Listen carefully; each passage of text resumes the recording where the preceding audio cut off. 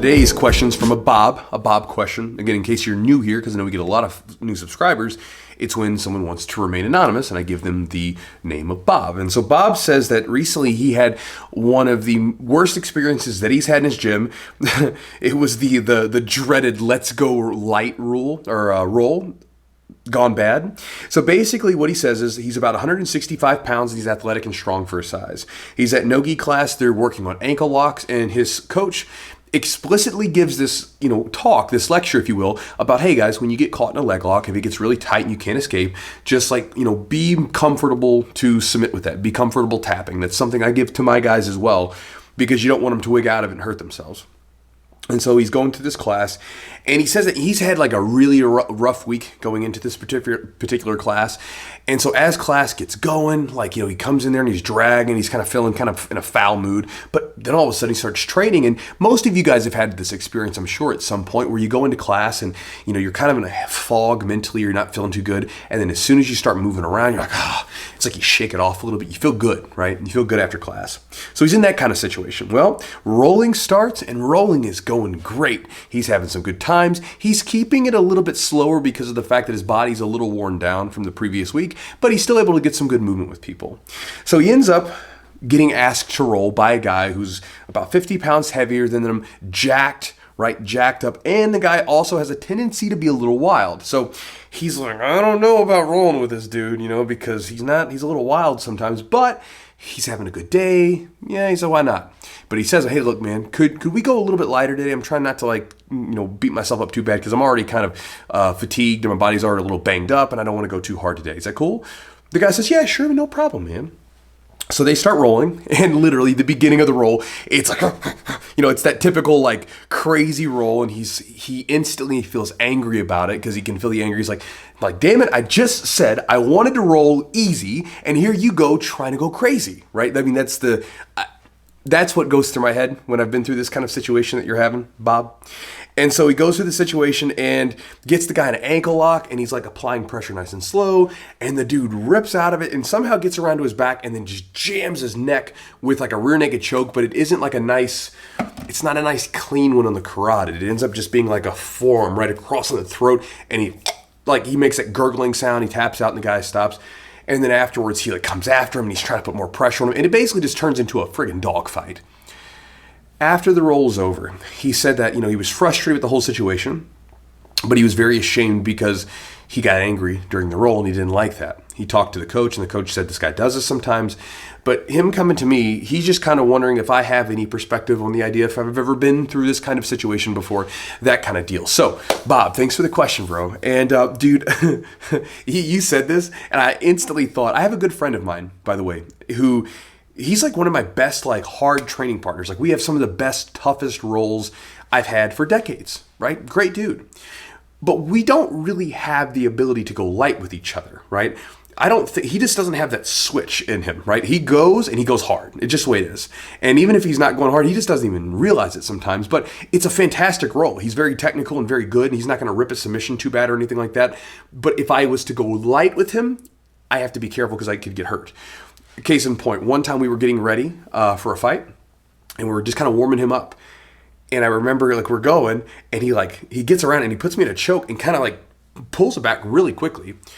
And when he does it, it does the same thing that you're talking about where I couldn't swallow straight. I had this little lump in my throat for 2-3 months. It was just off, right? And he just didn't have it. And I remember I gurgled, and he's like, oh, sorry. And I remember one time I was just stretching out one day, and he was coming into the gym, and we were chatting a little bit. And he's like, do you want to get a little bit of rolling in? And I told him, I was like, I got a competition tomorrow, bro. I can't roll. He said, no. We'll just go light. You just kind of ease up. And I remember I was like, okay, sure, we'll go light. And when I tell this story, by the way, about me, yeah, let's go light, to people that know him, they're like, oh, you dummy, So we start rolling, and he friggin' wrist locks the crap out of me, catches me really quickly, within 10 seconds of the first roll. And I'm like, oh, God. And then I had to go a little bit harder because I didn't want to get hurt. Now, notice that I'm saying this all with a big smile on my face. I'm not angry at him. I love the dude. It's just one of those things where you got to know sometimes who you're rolling with. So if he comes into the gym to train, he's my third or fourth roll because I got to warm up. Like my body, I tell this to my students, my body's like an old Buick, right? I'll get you from point A to point B, no problem, but I just got to get warmed up a little bit. I can't just go into a cold. So a lot of times I'll roll with like the lower guys, the first couple rolls to get my body warmed up. And then I have my toughest rolls, like 3 or 4 rolls into it to start.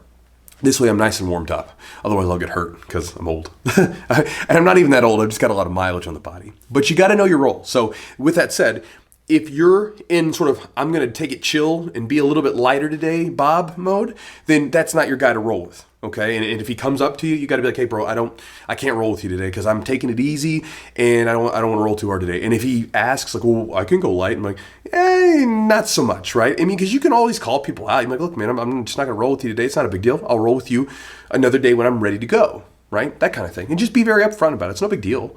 It's just the way it is, right? Sometimes like if a guy is getting ready for a competition and he's 130 pounds, kind of don't want him to roll with someone who's 260 pounds because just the risk of injuries there. It'd be better for him to roll with someone who's a bit smaller.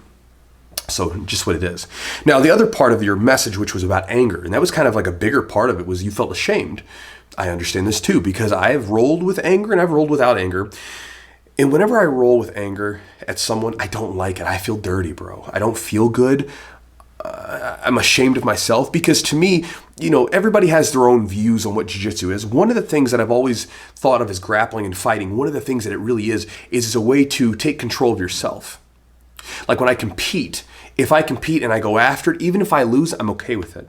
But if I compete and I am scared to go for something because I'm afraid to lose, even if I win that match, I'm upset with myself because I lost control of my emotions. I lost control of my head. I lost the battle of controlling myself, right? Because I think it's very important. And so sometimes when I've been angry and I get done rolling, I feel so bad about it because I lost control of what I was supposed to be doing. I lost control of my emotions. And so something that's always been useful to me over the last decade has been, one, meditation is very helpful. And I've talked about this before in a bit. In videos and things like that. But the idea of like watching yourself and noticing when the anger comes up. For me, I almost feel like the anger comes up in my chest, like my teeth will grit and clench up a little bit, and I'll feel this emotion coming up in my chest. And when I feel it, I don't want to be angry. So I take a deep breath, just try to chill and sort of check it, right? Because I don't want to feel that way. And I don't want to honor that anger and then it take over and then me get angry with one of my training partners, and which doesn't need to be that. I would rather be cool, calm, and collected. And if for some reason I cannot be not angry, like I'm losing it, I will literally get up and I'll walk off the mat. I was like, I just need a minute. There's been times where like someone's kneed me right in the mouth or something and I can just feel it, like the anger got from here to here and I'm getting ready to so I'm going to walk off. I just need to take a breath. I'll come back in a minute because I don't want to be mean and I don't want to be like rude or nasty to anybody else. And there's been times where I remember, like one of the stories I've shared in the video several times was when I got my nose broken. I'm shooting in for a takedown and my friggin' blue belt, he knees me in the friggin' nose. Like he was getting ready for an MMA fight, so I don't know if it was just muscle memory, but boom, he just knees me right in the nose. I fall down, I'm holding my nose. I get up and there's blood all over my hands and I'm like, this isn't good. I look at my students to the side and they all like they gasp and turn away. Like hey, he looks like a monster, right? My nose is like off to the side. And I got up and I was angry for a second, but I was like, he didn't mean to do it, because I looked at his face and he was so sad about it. I was like, he didn't mean to do it. And he looked at me and he said, bro, I'm so sorry. I said, it's okay. It's not a big deal. You didn't mean to do it.